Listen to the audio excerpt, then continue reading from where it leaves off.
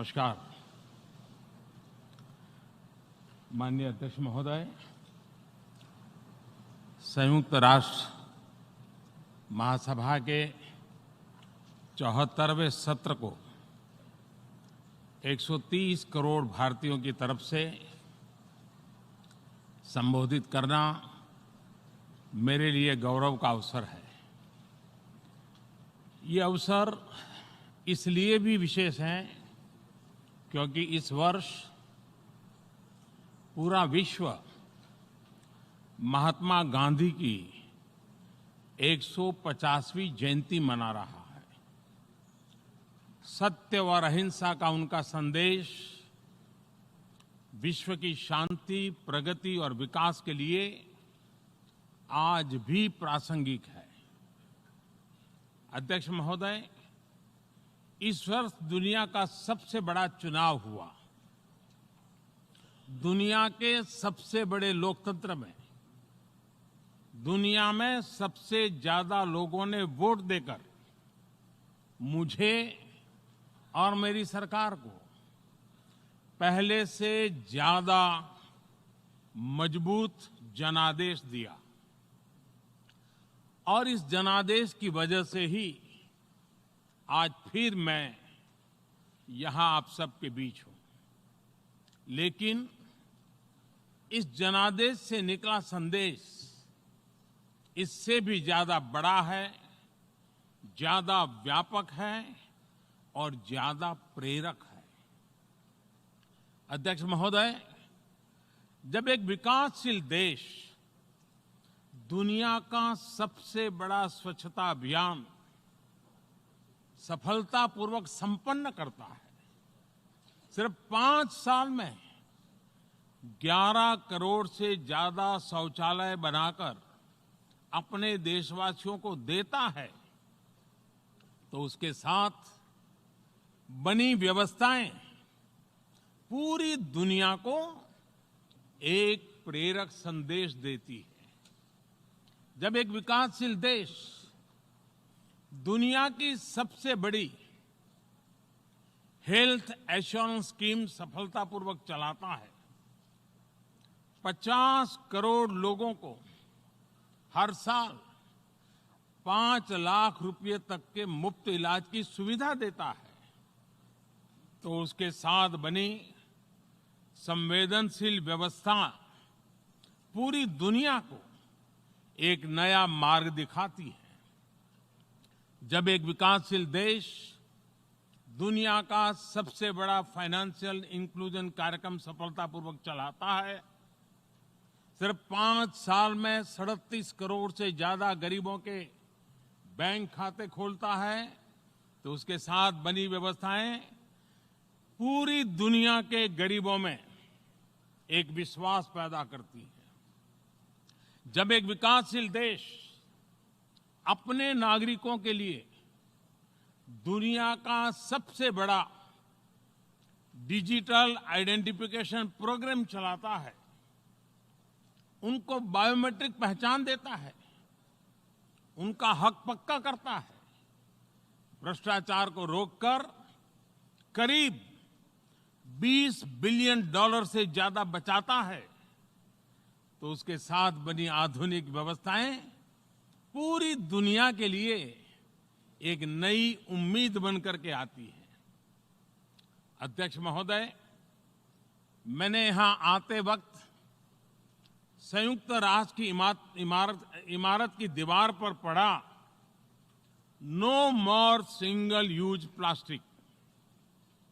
मुझे इस सभा को बताते हुए खुशी हो रही है कि आज जब मैं आपको संबोधित कर रहा हूं, तब इस वक्त आज भी हम पूरे भारत को सिंगल यूज प्लास्टिक से मुक्त करने के लिए एक बड़ा अभियान चला रहे हैं। आने वाले 5 वर्षों में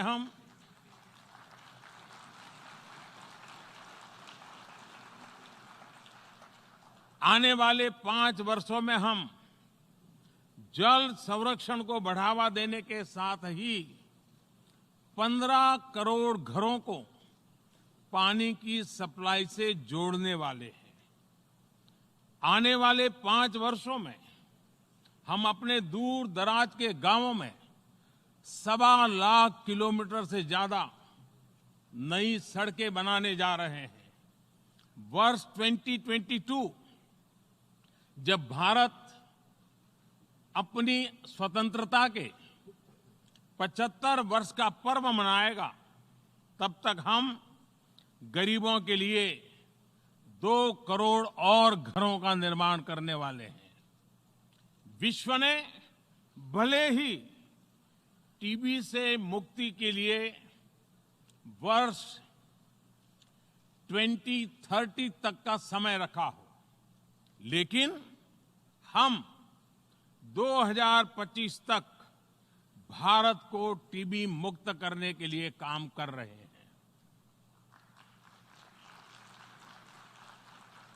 सवाल ये है कि आखिर ये सब हम कैसे कर पा रहे हैं? आखिर नए भारत में बदलाव तेजी से कैसे आ रहा है? अध्यक्ष महोदय, भारत हजारों वर्ष पुरानी एक महान संस्कृति है, जिसकी अपनी जीवंत परंपराएं हैं, जो वैश्विक सपनों को अपने में समेटे हुए हैं।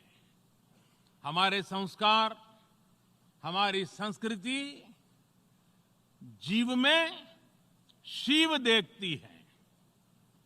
इसलिए हमारा प्राण तत्व है कि जन भागीदारी से जन कल्याण, और ये जन कल्याण भी सिर्फ भारत के लिए नहीं, जग कल्याण के लिए हो।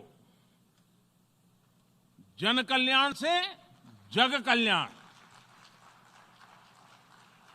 और तभी तो हमारी प्रेरणा है सबका साथ, सबका विकास, सबका विश्वास। और ये सिर्फ भारत की सीमाओं में सीमित नहीं है। हमारा परिश्रम न तो दया भाव है और न ही दिखावा। ये सिर्फ और सिर्फ कर्तव्य भाव से प्रेरित है।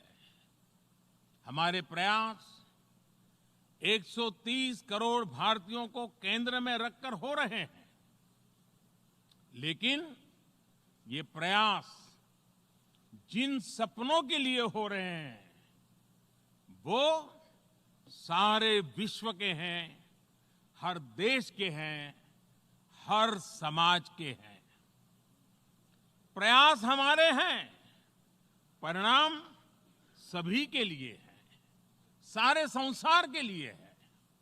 मेरा ये विश्वास दिनों दिन तब और भी दृढ़ हो जाता है जब मैं उन देशों के बारे में सोचता हूं जो विकास की यात्रा में भारत की तरह ही अपने अपने स्तर पर प्रयास कर रहे हैं।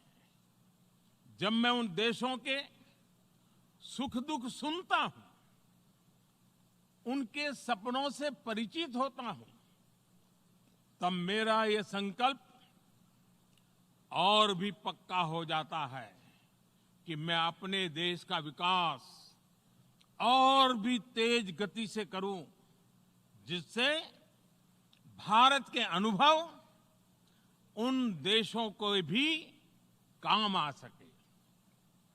अध्यक्ष महोदय, आज से 3000 वर्ष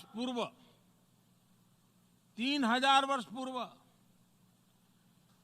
भारत के महान कवि कणियन पुंगुन ड्रनार, उन्होंने विश्व की प्राचीनतम भाषा तमिल में कहा था, यादम उरे यावरुम केडीर, यानी हम सभी स्थानों के लिए अपनेपन का भाव रखते हैं और सभी लोग हमारे अपने हैं। और ये 3000 साल पहले की बात कर रहा हूं। देश की सीमाओं से परे अपनत्व की यही भावना भारत भूमि की विशेषता है। भारत ने बीते 5 वर्षों में सदियों से चली आ रही विश्व बंधुत्व और विश्व कल्याण की उस महान परंपरा को मजबूत करने का काम किया है, जो संयुक्त राष्ट्र की स्थापना का भी ध्येय रही है। भारत जिन विषयों को उठा रहा है, जिन नए वैश्विक मंचों के निर्माण के लिए भारत आगे आया है, उसका आधार वैश्विक चुनौतियां हैं, वैश्विक विषय है और गंभीर समस्याओं के समाधान का सामूहिक प्रयास है। अध्यक्ष महोदय, अगर इतिहास और पर कैपिटा एमिशन के नजरिए से देखें तो ग्लोबल वार्मिंग में भारत का योगदान बहुत ही कम रहा है, लेकिन इसके समाधान के लिए कदम उठाने वालों में भारत एक अग्रणी देश है। एक और तो हम भारत में 450 गीगावाट रिन्यूएबल एनर्जी के लक्ष्य पर काम कर रहे हैं, वहीं दूसरी ओर हमने इंटरनेशनल सोलर अलायंस स्थापित करने की पहल भी की है। ग्लोबल वार्मिंग का एक प्रभाव ये भी है कि नेचुरल डिजास्टर की संख्या और उनकी तीव्रता तो बढ़ती ही जा रही है, उनका दायरा और उनके नए नए स्वरूप भी सामने आ रहे हैं। इस स्थिति को देखते हुए ही भारत ने coalition for disaster resilient infrastructure CDRI बनाने की पहल की है। दुनिया के देशों को इससे जोड़ने के लिए मैं निमंत्रण देता हूं। इससे ऐसे इंफ्रास्ट्रक्चर बनाने में मदद मिलेगी जिन पर प्राकृतिक आपदाओं का प्रभाव कम से कम होगा। अध्यक्ष महोदय, UN पीस कीपिंग मिशंस में सबसे बड़ा बलिदान अगर किसी देश ने दिया है तो वो देश भारत है। हम उस देश के वासी हैं जिसने दुनिया को युद्ध नहीं, बुद्ध दिए हैं, शांति का संदेश दिया है।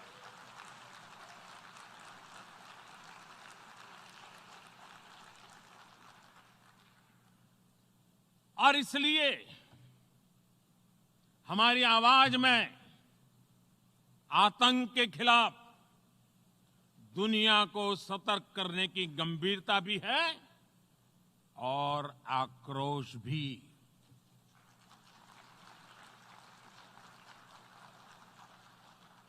हम मानते हैं कि ये किसी एक देश की नहीं, बल्कि पूरी दुनिया की और मानवता की सबसे बड़ी चुनौतियों में से एक है।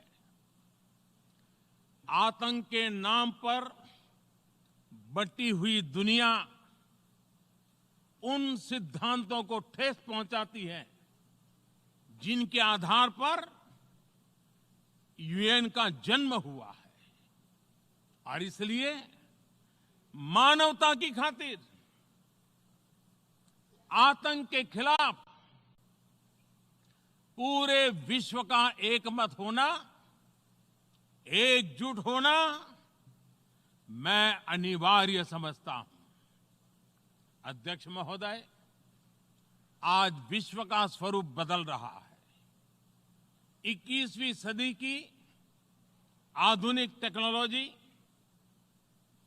समाज जीवन, निजी जीवन, अर्थव्यवस्था, सुरक्षा, कनेक्टिविटी और अंतर्राष्ट्रीय संबंधों में सामूहिक परिवर्तन ला रही है। इन परिस्थितियों में एक बिखरी हुई दुनिया किसी के हित में नहीं है, ना ही हम सभी के पास अपनी अपनी सीमाओं के भीतर सिमट जाने का विकल्प है। इस नए दौर में हमें मल्टीलेटरलिज्म और संयुक्त राष्ट्र को नई शक्ति, नई दिशा देनी ही होगी। अध्यक्ष महोदय, 125 साल पहले भारत के महान आध्यात्मिक गुरु स्वामी विवेकानंद जी ने अमेरिका में, शिकागो में वर्ल्ड पार्लियामेंट ऑफ रिलीजन के दौरान विश्व को एक संदेश दिया था। ये संदेश था harmony and peace and not dissension. विश्व के सबसे बड़े लोकतंत्र का आज भी अंतर्राष्ट्रीय समुदाय के लिए यही संदेश है, हार्मनी एंड पीस। बहुत बहुत धन्यवाद।